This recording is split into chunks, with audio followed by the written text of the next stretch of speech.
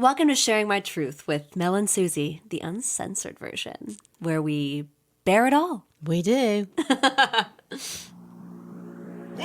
2, 3, 4.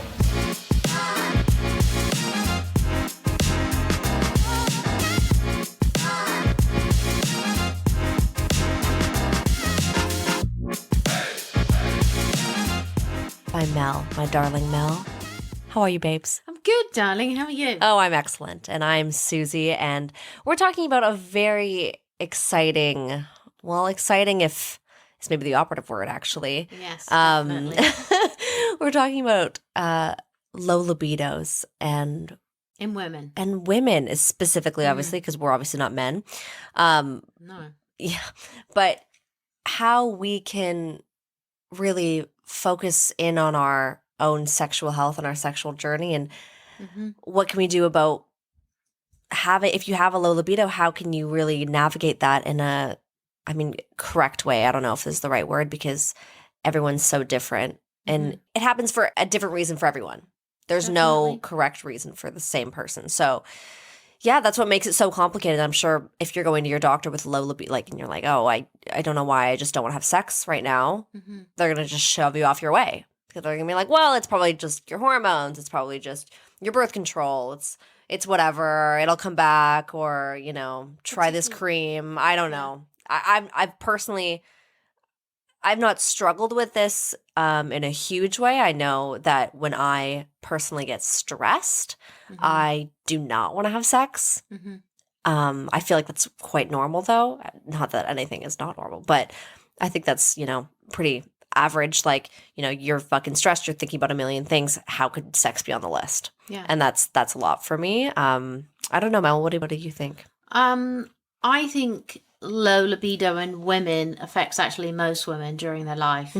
I definitely, from a personal standpoint, feel that particularly low libido in women is very much trivialized. Yeah. Like, we talk a lot about low libido in men and erectile dysfunction. Everybody knows about that. And probably because it's very visible. But I think that in women, we don't talk about it. I think that you go to your doctor and if you did ask, I think a lot of women would be very scared to talk about it and think they'd just be, like you said, completely brushed off. Although the thing I personally think is it's probably something very real going on in your life, whether that is stress. And I'm a big believer that stress, women particularly need to be relaxed to have sex, and men use sex to relax. So it's like a really odd how that is diametrically opposed. But I think that low libido in women, it can happen, especially, for example, when you've had a baby, because of what's actually happened to your hormones. And then not even talking about the fact that you're absolutely knackered, you're tired, you can't focus, you think about sleeping, it becomes obsessive, actually. Right. Sex is just like, no thanks. I was just like, I can't even, I can't do anything. I haven't the energy to have a shower, let alone think about anything else. Yeah, it's so weird. Like, I remember when I was younger, and I would just, when I was like a teenager, like let's say 17, 16 to, 18, 19. And all I wanted to do was have sex. Like that's all I wanted to do. It's just like, that's all you thought. That's all like I loved it. It was so fun. I was single for that pretty much that entire period. It was like a very, very fun time in my life. And now, because I was also, I was probably trying to run away from a lot of things that were also my life, just like using it as a distraction and probably things like that. But now I'm just like, I cannot even imagine using sex as a distraction for me right now. I just, there's too many things that are going on that I just like, sex is literally the last thing on my mind when I have so much happening in my life. Yeah. But no, I mean, that's the irony, but I think particularly low libido in women, I think it's almost seen as like, and this is going to sound a bit derogatory towards men, but men, it's just like, oh, she's being like that, or she's, or she just doesn't want to do it, or she's just in that place, or whatever. And it's not actually seen as this kind of important thing that's probably happening with your hormones. You're not doing it to be a pain in the ass. You're doing it because you really aren't feeling it. Something's going on with your body. And then, not to mention, it could also have something to do with the contraceptives you're taking. Yeah. I mean, I certainly know from my point of view, I've tried lots of different contraception, from the pill to the Nuova ring to IUDs to whatever. And they've all affected me in completely different ways. And I actually found some I just couldn't. Wow. Like, I had an IUD put in. I literally couldn't even make it to 6 months. Are you on an IUD right now? No. No, yeah. So when you had your IUD, was it hormonal or was it the non-hormonal? No, the thing that's shoved up. Yeah. Was it did it have the hormones or was it non-hormonal? Okay. Yes. Yeah. Not the agony. Yeah. I mean, nobody talked to me about that. Yeah. And I had it put in, and it was, and she said, "Oh, this is sort of, my gynecologist is going to hurt a bit." And you're like, "Okay, fine. You know, you've had 2 babies. Yeah. It can't be that bad." That was hideous. I left there. I started immediately left her office feeling really quite strange. I got in the car. I drove to my office, which was about sort of 20 minutes away. I got out of the car and vomited. No way. It was the weirdest thing in the world. And, well, I thought it was weird. And then I started reading all about it. I was like, oh, actually, it's not that weird. This is what it does to people. Yeah. And I suppose I didn't really do much research about it. I just thought, well, you know, that's going to be fine. Lots of women do that. That's fine. And it's not. And even I've tried lots of different types of pills, because there are all these different types. Of course, yeah. And some of them... Find the right one for you. Some of them, and since the age of 17, some of them work really well, and some of them have a really, really not a great effect on your body. They do all sorts of weird things. So it's not a stretch to think, you know, you could have issues with your libido, sorry. Mm-hmm. And it's quite distressing if that happens, you know, because especially if you think of yourself as a sort of healthy woman, and then all of a sudden this thing isn't working, and then the tension that creates in a relationship is huge. Because I think pretty much mostly if you're a man or a woman and you have libido issues, it's so difficult and so embarrassing and shameful and all the stuff that surrounds it to talk about it. You just try as long as possible to kind of not talk about it. To like push it away. Yeah. And then of course those things in your relationship will just build up. And that's hugely problematic. And I think that happens to a lot of women. I think a lot of women, it happens when they've had children. And I know a lot of my friends actually completely avoided sex for a very long time. Was that in your case as well? I know you had some C-sections, so it was obviously a little bit different with down there. But I mean, it wasn't like top of my mind, I can tell you that. I mean, yeah. I mean, with C-section, you've literally been cut across the middle, and it's very, very uncomfortable. You know, so yeah, you know, you're not actually allowed to drive for like 8 weeks after a C-section. That is so wild. Well, in Europe, I wasn't. You know, the insurance doesn't cover you because you can't do an emergency brake because you can't push your foot down the brake. Oh my God, that is so crazy. And it hurts. And in England, we call it too posh to push. I've never heard that before. So No, they say that women who have C-sections are too posh to push. You are very posh. There's nothing to say about it. So I have to tell you, and I've had 2 C-sections, so it's been said to me many times, too posh to push. You're too posh to push. Oh my God. No, it's not the fun way. Jesus fucking But Christ. not that the other way's nice either. Oh my God. It's all pretty gruesome, isn't it? Yeah. Brilliant. I mean, you've seen the size of the hole, you've seen the size of a baby, do the math. Yeah. It's like if it's not fitting there, where else is it going to go out? I mean, it's not coming out your butt. Yeah. I think the doctor explained to me, and I was just like the sort of sheer realization when you're pregnant, you're like, oh my God. Yeah. That is what my vagina. And you did it twice. You did it twice. Yeah. Well, not through the, you know. Did you know you were going to get a C-section that second time? Oh my God, yeah. You did. You were like, my vagina just is not going to do that. Exactly. Hell fucking no. To my obstetrician, I was like, I had a hellish time the first time. There is no way this baby's coming out the normal way. Right. There's just no way my body can do it. I'm not doing that again. It was awful. because I had an emergency C-section and I had to have a blood transfusion, and it was pretty Holy awful. shit. So I was like, there's no way I'm doing that. Oh, that's for another episode. I'm sorry, I'm getting distracted asking you all these questions. No. It's extremely interesting to me, but... No, but then you can see how you might not be like sex and like absolutely getting your little sexy gear on might not be top of your list if you've either had your vagina slashed because a baby's come through it and you've had to have it sewed up or your stomach sewed up. Feeling it's all sexy very romantic. is not up there, is it? It's all very romantic. I like that. It's really sexy. Not to mention your little mummy flap, your little tummy so bit cute. of fat that never goes away. You feel really good. And you just feel great about yourself. Wow. You feel hot, Suzie. You don't. You really don't. You're just... And actually, that's another thing about it, like, and you think about the libido thing, is you, particularly when you become a mother, let's say you're a mother and you're a wife, like, I think a lot of women think, how do I play all these parts? Like, how do I... Maybe I can't. Maybe I just do the one thing, like I'm just a mother. I can't be a mother and a lover and a wife. And of course you can, but I think a lot of women find that incredibly difficult. And maybe actually a lot of men find that very difficult, seeing their wife in that light.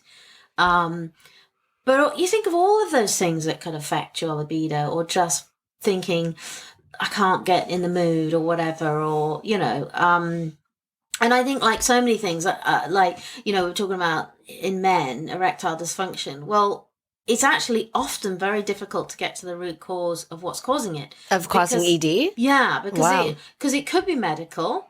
It could be something that's going on with your body other than that issue. It could be a medication that you're taking which is giving you side effects, which is causing that, like particularly blood pressure medication does that to men. So, and that's traumatic for men, that they take this medication to sort out blood pressure, and then it affects the penis. Well, because that's also blood pressure right there, hey? Exactly. Yeah. And then it could be psychological, and that could be a myriad of things. Well, that's the whole thing. It's the same with women, right? It could be medical. It could be a medication you're taking. It could be something that's happened, i.e. you've had a baby. Could be just you don't like who you're with right now. You don't want to have sex with them, which is crazy. It could be that. Yeah. Or it could be something psychological, and like so many things, if you kind of don't deal with them, they just build up, 100%. Then it just gets worse and worse and worse. And then you think it's you. You think it's all about something wrong with you. And there isn't something wrong with you. It's just something either environmental, something that's happening to you, or something that, yes, you need to change, modify, whatever. But I think it can make you feel very, very lonely. And I mean, I wouldn't say personally I suffered from low libido, but I definitely suffered from, like most women, like not your top priority. When you have babies and you have small children, it's very difficult. Like, work, sleep. Well, yeah, if you have a newborn and you are exhausted, you've never been in your entire life, you're not having sex. It's something else. I mean, my first child didn't sleep for 2.5 years. That was I remember I did that to my parents too. They love to talk about it. They love to talk about how horrible I was as a little baby, and I believe them, I did, and I will admit that. Okay, I wish I didn't, but I did. And it's it's literally horrible, and I can't do that. And I won't. I'm worried about having kids because karma is real. Yeah, so, that's very true. Yeah, it'll come back. Yeah. No, it's terrifying. I mean, like, I've only been on contraception like twice in my life, and I started with the pill, and I was on the pill for like 3 months, and then I went to the ring, and I was on the ring for like 3 months, and then I just stopped it all because I just didn't like it, and I wasn't good at it. Like, you didn't take it or put it in. Yeah, it was just and my mother hates birth control, like, with a passion. Like, when she first knew I was on birth control, she was like, don't do this, just wear a condom, like, don't mess with your body, blah blah blah. So I pretty much got off it. I've obviously been fine. I've never had an abortion or anything like that either. I have been very safe, and that made me be very safe with, like, just using condoms and knowing my cycle as well, which has been extremely helpful for me. But yeah, so that's never been like a a reason why I've had libido problems. So it's always, you can kind of like check it off the list. It's like, oh, do I like my partner right now? Yeah, he's pretty nice. Check it off the list, you know? Oh, I'm not really on birth control right now. Yeah, check that off the list. And like you can go that way as well with it's like, you know it's so you kind of know. Like that. But it's interesting you say that thing about birth control, because I would say personally I was the complete opposite. Yeah. Like if I hadn't been on birth control, I probably would have been a raging maniac. Really? Like, you know, I suffered from, I mean, I started my periods, I was 12. Yeah. From intense thumping pain. Crap. From, real, like somebody's in there playing a game of football. Oh, you know? yum. You know, bent over double kind of pain, and then acne and all that sort of stuff. So I, as far as I was concerned, and I think a lot of young women feel this, they didn't have a choice. Right. And actually, strangely, I'm coming to an age where I have to come off it. Yeah. And it terrifies me. Right. Absolutely terrifies me, because I know I have to do it, but I am worried about, because every time I've come off it, it's made me feel strange, or it's had a really big impact. So it's kind of like the reverse. It's kind of interesting. Some people like need it to kind of some women to control their hormones, to make them feel 100%. Kind of stable, and some women, if they take it, it makes them feel unstable. So it's kind of interesting, isn't it? And that goes back to this whole thing that we're all totally unique. Yeah, 100%. We are not the same in what we want, we do, you know, we desire. We're all completely different. Yeah. So, and I think society in general is sort of trying to portray this like you're sort of meant to fit into this. So, you know, if you're gay, you fit into this box. If you're straight, you fit into this box. If you're trans, you fit into this box. If you're whatever, everyone has their little box. Well, what if you're somewhere between all the boxes? And of course that's possible, because we're all humans and we're all unique and we're all kind of have our own little kind of. I know. I love when people are like, it's all black and white. I'm like, how fucking possible is that? That's absolutely you just bullshit. Everyone's born and you have the exact same experiences. Like, what the fuck are you on? No. And you think about how complex birth is, and chromosomes and all these. I don't know if you've ever seen like lines of DNA, and there are all these like of lines. Course, yeah. And you're like, well, of course, if there's any deviation in any of that, you're just different for whatever reason.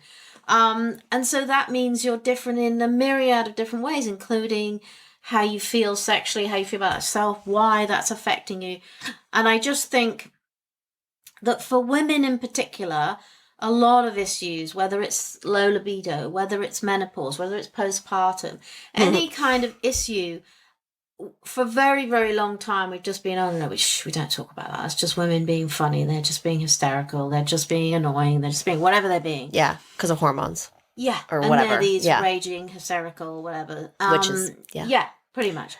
Whereas actually there could be something very real going on. 100%. That just probably a solution to. I mean, you're not going to find it in 5 seconds, but there's a solution. No, yeah, and you need to try and find it. You need to try and resolve it. And you certainly need a partner who's going to be supportive, and not make you out to be some, sort of weirdo. Well, it doesn't help when a lot of the doctors are not helpful at all as well. God. It does not help. No. And it's actually bad to say, like, I do not go to the doctor. I'm very healthy, thank God. But it's just, I've not been a regular at the doctor's office. But I have heard horror stories from women of just immense pain. It's just unbelievable. And doctors don't care. They don't believe them. They just have no interest in knowing what the actual problem is, and it blows my mind. And they're also not very experienced, and not very sensitive. And is it because that there's just like no research into women, or like what is the problem? And I don't believe that, because we're so intricate. I think that is very true. Yeah. I think also a lot of the drugs that can solve some of the issues around female issues. I don't think the drug company is particularly interested in producing those drugs. Maybe they don't make enough money. I have no idea. But I've certainly had issues. Now I've got to the stage in my life, like, I will not have a doctor that's not a female. Totally. I don't want to go to a gynecologist that's not a female. I don't want anybody anywhere near my vagina who's doesn't not have one female, themselves. other than my husband. Exactly. Yeah. I don't. No way. I mean, just you have no idea what I'm going through, what I'm feeling, and even then, I found gynecologists like they just don't. They don't empathize. They don't give you any information. They don't talk to you. They don't tell you. They don't warn you. You have to go and find out for yourself. Right. And then you're like, oh, well, that didn't work, kind of thing. I mean, I recently actually had a very good experience with my doctor. I have a new female doctor, and I was talking to her about menopausal stuff, and she was really great. She was very, going, blah, do this, do that. Are you menopausal yet, or no? what? I'm not there yet. I know you're not there yet. Yeah. I don't, Well, because it's different timing for every woman, obviously. It's a different time, and you actually have to. And you're not 50, darling. You're I'm not very young. It doesn't actually have anything spry. to do with your age, though. And Okay. perimenopausal is a different thing. That can be symptoms before the menopause. But you actually, I think the technical definition, and somebody can correct me, but is that you don't have your period for a year. And of course, I'm on contraception, so I don't know. And when you're on contraception, sometimes the contraception kind of produces a period. It's not actually a real period. So it's kind of an interesting time, but a lot of women, and it's getting spoken about a bit more. There are a lot of different symptoms, low libido being one of them, because your hormones, it's just what's going on, your estrogen levels, what's going on in your body it's just like raging in there, and actually, I mean, the flip thing that can happen in your particularly in your 50s is you can become a complete sex maniac, so you can go like the complete other way. Yes, Mel, that's gonna be you, babe. You're gonna be fucking nuts, and I love it. Like a rabbit, but it's like, so everyone's different. Yeah. And I guess it's also what's going on in your life. How are you feeling? How do you feel about yourself? And of course that affects everything. But I definitely think the medical professional, I've heard this said to me many times, make sure you go to a medical professional that you're comfortable with, that you feel is going to take you seriously. I mean, that's harder in countries like we live in Canada and the UK, where most people go to a state-operated medical system. Mm-hmm. So it's not like the States, you kind of can choose your doctor. I mean, they do have private healthcare in the UK, but I mean, most people don't use that. So that is easier said than done. I mean, if you've got this GP, you've got this GP. What do you do? Yeah. And I think, like you said, people avoid them. 100%. And they're a pain, and then it takes a long time. They don't really listen to you, and blah, blah, blah. But I've found over the years, whatever the issue is, and particularly, we're talking about low libido, I would go to the doctor and I'd have done lots of research. I'd have all my questions lined up. Right. And I found that out the hard way, that you actually, I know it sounds mad, but when you go to a doctor, you have to actually know what you're asking. Right. Like, you're not actually I hate that. You have to have done all the research. Like, I'm feeling like this. Is it that you're sort of asking questions about something you've already are clued up on, as opposed to the reverse? And but then don't they hate when you do that? They're like, oh, were you the fucking doctor? Well, or like, I think you sort of have to be a bit careful, and you don't sort of obviously say, yeah, I've Googled this, and Google's a rabbit hole for that. But I mean, I just think you need to go with some information. You need to be informed. You need to have done some research. That isn't to say you're going to tell the doctor what to do, or this is what I need. But I think you just need to be informed. And that certainly helps. It really, really does. Because maybe if you're sort of living in bliss or ignorance and think, well, I'm going to go and see the doctor, I'm going to tell them, right, there's something wrong with my libido and it's causing all sorts of problems for me and my relationship, and you think the doctor's going to give you all the answers, well, he or she probably isn't. So I think you have to be a little bit savvier than that. Yeah. And I think it's important to do a little bit of reading. And there is a ton of information out there. Yeah. Obviously, like I said, the internet's a total rabbit hole for that. And you can just go down all these, sort of, basically rabbit holes, and just end up going on these weird ways. And of course, you have to make sure you're going to a reputable source. Otherwise, you can read a load of rubbish about, which isn't relevant and isn't true and so on. But you got to be informed. I think it's like anything. I actually have a confession to make. I have actually never been to the gynecologist. Really? Yeah. And but you wouldn't here in Canada, because unless it's a bit different in other countries. Like, my second child was born in Switzerland, and then it's private healthcare. Right. So you have a gynecologist. In Canada, you don't actually have a gynecologist until you're pregnant. No. Well, I don't know. I haven't had either of my children here, but Right. unless you're referred. So I have seen a gynecologist Right. in Canada because I had an issue from a pap smear, and they refer you. So if you go to your GP, again, everyone go, make sure you have a pap smear. Very, very important. Right, so I've never had a pap smear. Okay, that's very bad. But I had the shot. I had the Gardasil shot. Oh, the HPV Yeah, the thing? HPV Yeah, thing. I think you still need to go. Yeah, but I think you should still be Do they not tell you? Did you This is Are the you one of problem. those naughty This is people the problem. that doesn't listen to their No, because okay, so I'm telling you, I have probably not been to the doctor since I was like maybe like 18. So like, but I have been, so it's been like almost 10 years. But What happens if something happens? Well, I'll just go to like the clinic or like that's anything like technically a that. doctor. I guess like there was a time where I had like a really bad cold and I thought it was COVID or something. I can't remember the last time I was at a doctor, but like, I don't know. It's just, I have never had a doctor look at my vagina. Wow. You should. I know, and I feel bad about it. Like, Okay. I don't feel good about You're it. gonna But come I'm off this also podcast and you're gonna make an appointment. because I'm not on birth control, Yeah. right? So I've never had to like go get an IUD in or whatever like that. I've never had to like go get birth control in my adult years, and I've just like I felt super healthy for the most part. I've had obviously like a This is UTI here and there, fascinating to me. but I've just like I've never. But you've had all your had tests that. done. Yeah, like like if I've ever like also I've been with Jeff for like 7 Yeah, years, so yeah. it's also like been since I was like maybe 20 that I got an STI check. Yeah, sure, So like fair that's enough, which was like at a clinic, which is Yeah, at one fair of the free anonymous clinics that you just walk into and they tell Yeah. you or whatever. But yeah, it's so I've just like yeah. Wow. I've just been flying under the radar, hoping everything is just That is peachy keen. I very rarely go to the. I'm one of those people Yeah. that doesn't go a lot, and it is Yeah. a bit of a British thing with sort of stiff upper lip and all that bullshit.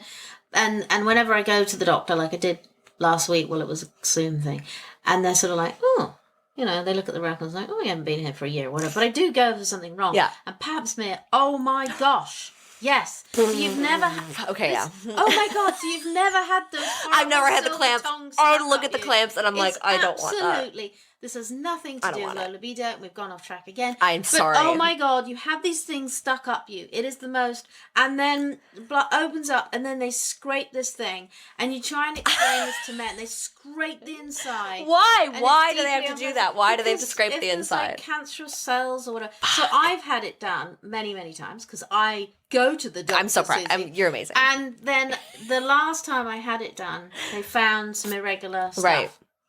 So then they refer you Yeah. to a gynecologist and they do another test. Again, really deeply unpleasant, shoving another thing up. your Great. boo-boo, Love it. scraping Scrapey, around, scrapey, scrape. sticking some solution in there. Really Lovely. unpleasant. And then they're like, oh yeah, it's all fine. God, I went through all of that and it's all fine. And then you have to sort of go back again and blah, blah, blah, and that's it. And when I was there, I had done some research about the IUD, and I was like, oh, I think I should do this because Yeah. I'm coming to that point in my life, the menopause, and this is a great thing. And she's like, yeah, come back and we'll put it in. Big mistake. But anyway, Was it a big mistake? huge mistake. I used an Nova ring, which is the ring thing The ring, that you shove yeah. up there, which I love the way I'm doing that. But I've heard kind of bad things about that. We Oh, could talk really? about that after. Oh, Yeah. Okay, but the IOD was bad for you it was because you hideous. puked that one time, or was it just like No. uncomfortable? Yeah, as soon as I had it in, Yeah. I could feel it. Yeah. And I exercise, like I use the Peloton, I have a Peloton bike, so I'm cycling. And I could literally, I'm doing the day after, doing the cycling, and I can feel it bubbling up. Oh my God, And then eventually no. it sort of settles. But then I just started to feel, and I'm a very hormonal person, so I could feel my mood. I'm like, okay, I feel very low. So I know, because I know my periods, it's all Yeah. very much my mood. And like, I really don't feel myself. Is this like a month after, or what is this? Pretty soon after. Yeah. I mean, I don't know how psychosomatic that is, but pretty soon. And then my skin just... Oh my eruption. God. And then that's obviously not great, because then you feel shit about that. And Yeah. then the whole thing goes around in a circle.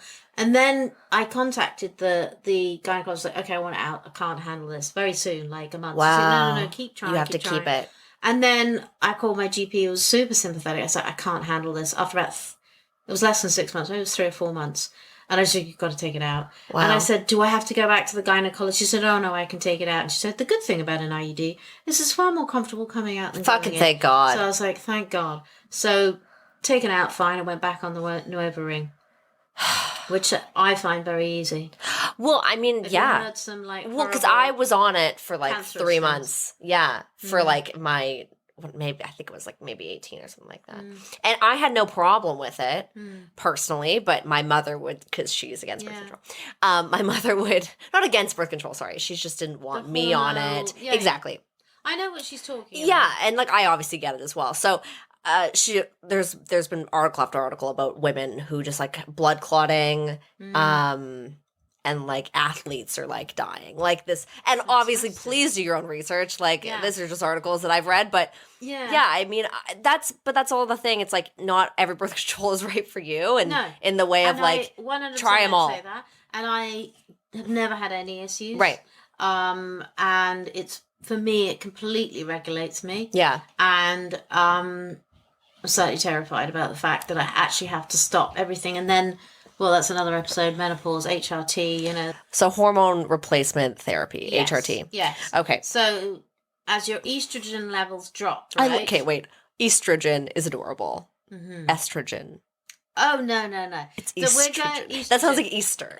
Well, it's going to be like this whole thing, like my daughters say to me every time I say vitamin. Vitamin. They're like, Mom, no, it's vitamin. And I'm like, it is not a vitamin, it's a vitamin. It's a vitamin. It's estrogen. It's estrogen. Okay, go ahead. Estrogen. Go ahead. And vitamins. Now what the hell am I talking about? You're sorry to interrupt you. So estrogen. that stuff. Okay. Yeah. And that you want to kind of, your levels go down or whatever. Right. You gotta replace them, or they gotta go. Is that just like a pill? What is that? Hormone replacement therapy. That sounds like a pill. I mean, and that's because of menopause. Yeah, exactly. And that's also because of your libido. We're coming back. We're full circle, people. Thank you for coming on this journey with us. Yeah. Well, it can affect your libido, right? Because stuff. I mean, you know, on a basic, in a layman's terms, i.e., non-medical, which I am definitely not, is that your hormones are affected. I mean, you're all over the place. Yeah.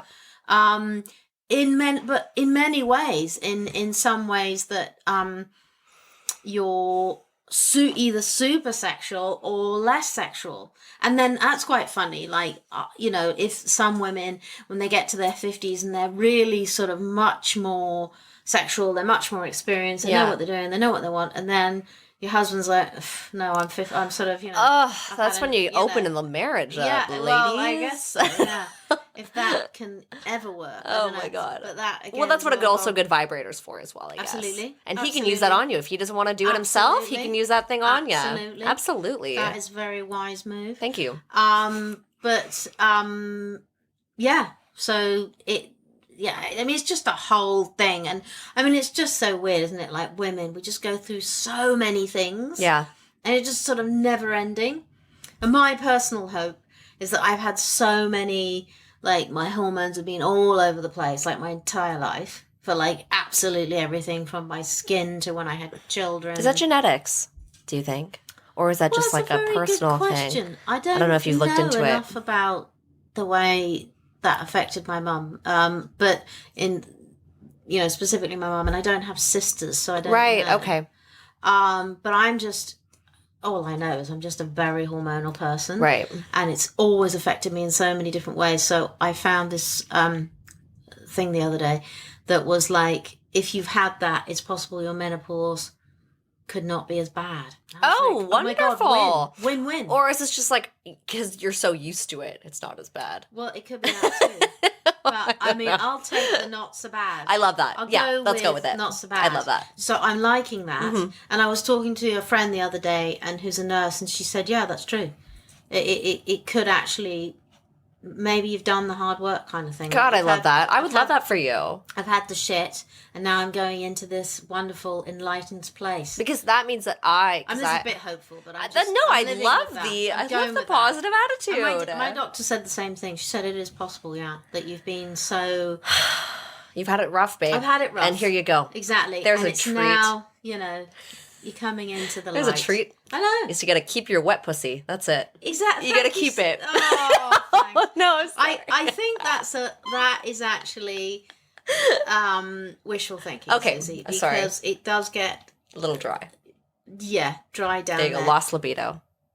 Yeah, but that's something else, isn't Is it? that different? Your dry vagina. Your dry is just vagina, that why would it's that make like you want to have sex? sandpaper down there, and so you don't want a big old penis in there. Right. So that's A big old penis, You yeah. could actually, I mean, that's the irony, is you could have dry vagina, which personally I don't have, but whatever. It is a big problem, Yes. and it's absolutely hideous. Because you imagine it's dry as a bone, as it were, Oh, and then you've got somebody with a bone who wants to come near you, and it's a huge problem. yeah. And it's like, no. No. So that's when the lube comes out. Okay, good, yeah. You got to get busy with the lube, ladies. Busy with the lube. There are lots and lots and lots of brands. There's lots of stuff out there. Do you have a Whatever favorite? hole that you're going into. Do you have a favorite at all? Maybe Not really, we'll put our favorites on the social. Definitely. Yeah. Because there's also different kinds of, water base and all this kind of Yeah, stuff. you gotta find out what's right for Yeah, you, find out what's definitely. right for your But toys. if you are Yeah. getting older or to that point in your life, you really have to get friendly. And I'm not talking about Vaseline. I'm talking about proper lube. Oh, Go and fuck buy. yeah. Do not, or but you know baby what? oil, If you whatever. are in desperate needs, coconut oil is actually great. And it is okay to put up there. Oh, it is. I have done the but research. I know that there is certain stuff you got to be really careful with the toys that you use.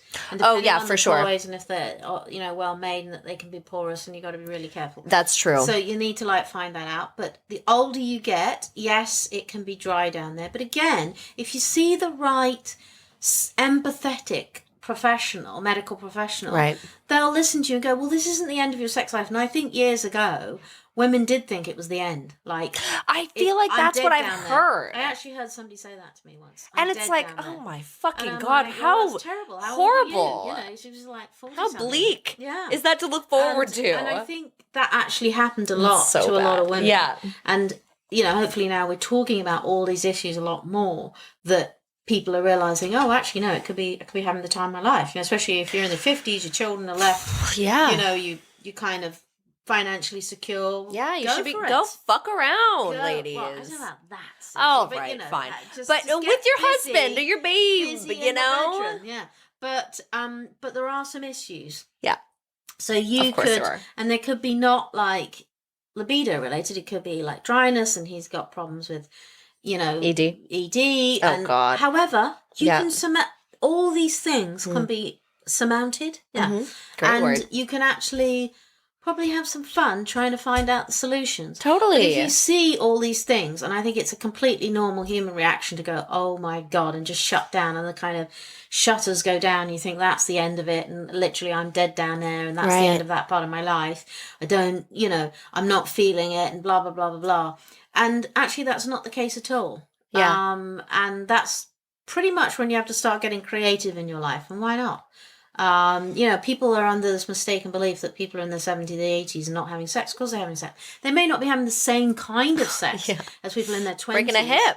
But, but they're doing other stuff. Yeah. And they're having a nice time, and they're being intimate, and they're having a fulfilling life. But you just got to think outside the box a bit. Absolutely. Get more comfortable. It's time to get one of those really expensive, nice. Have you seen those sex pillows? It's like a sex Yes, wedge. sex Those are like furniture. $200, okay? Yeah, I there's wanted all- one. There's all sorts of stuff you can get. But yeah, there's And- so and much more out there. There's huge amounts of things. Yeah. And you just have to maybe think about what you want, because Yeah. I think it can be actually very overwhelming. Like, oh my God, if you go into any of these sites, like Love Honey or whatever, 100%. and it's just like, oh my God, what is all this stuff?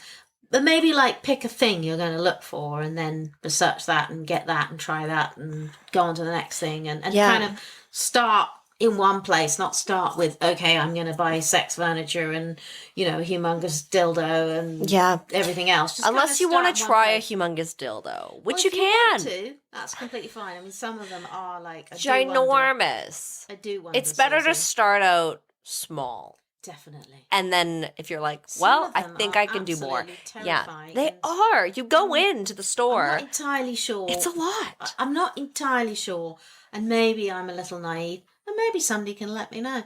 But it's like, what do you do with that? Yeah. And I'm now not talking about libido at all. No, But we're going to get a anyway. bunch of dick pics in our DMs, by the way, because of you, Mel. are. This is what's happening. Well, It'll really. really change our libido right now. Yeah. No, I know. We're not talking about libido, but we also are. It's all relative, It's honestly. all relative. Yeah. It's all relative. I mean, I think mainly the main thing I would say is that, don't think you're alone. And I say this with anything. Don't think you're alone. Don't think you're the only person, the only woman going through this. Many, many women experience this throughout their life. Yeah. Many. And do a little bit of research. Just try and, calmly not freak out and think, I'm weird and, my husband's going to leave me or partner or whatever it is. Yeah. And then if you can go and see a professional, a medical professional, your GP, whoever, who is going to listen to you and be a little bit empathetic. And when you go there, just be armed with some information. Don't just go in like, ooh, completely clueless. And just know there is a solution. And also just know that your life as a woman in the sort of hormonal sexual journey is a very long one, and there will be highs and there will be lows, and the lows are not going to last forever, and you just have to kind of get through them. Yeah, and totally. I know that's very easy for me to say, but I certainly have had those experiences, and I just think sometimes things, and you can, if you're talking about low libido, you can get very upset about it, very overwrought, and then it affects your relate, and then the whole thing just snowballs. Well, into it's obviously scary when you're older and dealing with this, because there's so many other changes in your life, like menopause. But it's also, I know that it's terrifying when you're younger dealing with this. Obviously, if you're in your 20s and you are in this state of not wanting to have sex, and you did want to have sex previously. It's not an easy thing to deal with. No, because it makes you feel not in control. Yeah, that's a scary feeling. And that's very scary. But I would again emphasize, just please go and get some help. Yeah, and talk to your friends. I think we don't use our friends who are who are the same age as us, open-minded, exactly. Yeah. If you can talk to your mom about it, maybe you can't, maybe your sister, someone who has been in the shoes. Yeah. And get some perspective. Exactly. I think it always helps, and I think that's that's why we talk here, Suzie. Is that if you get some perspective, the thing doesn't seem as huge. Totally. If you can kind of look at it we usually as women, I think we also do this. Most is we build things up in our head a lot. Oh, yeah. I'm a huge overthinker. I know you are as well. Yeah. So, I mean, dealing with that on our own, we can make it a much bigger deal. And just holding on to all that stress is not helping the libido either. No. So let's analyzing, exactly, talking to someone you trust and love. I definitely think, and getting a little bit of perspective, and then you really should be talking to your partner as well. I mean, we go on about communication, but you really should. And in a kind and thoughtful way. And that this obviously isn't about your partner. This is about, well, it might be, but in which case it's a whole different discussion. Yeah. But this is about something else going on in your life. Yeah. I think you'll find that you'll probably come to some resolution much quicker. But certainly, it's happened to me. I've had interactions with medical professionals who were pretty awful and said really negative things, and you were too young at the time to go, oh no, that's wrong. And I've learned the hard way that those situations sort of send you down a path. But don't listen to those negative things. You really shouldn't. They're not God if they're a medical professional. They're just a doctor. Yeah. So if they tell you something negative or something unhelpful, they don't want to listen to you, we'll just go, okay, well, I'm going to find somebody else to talk to. Yeah. And I know that's easier said than done. I think the first step is even just like for the people listening, like you've made the step into wanting to find out more about your libido, menopause, even birth control. Yeah. What this episode has been about.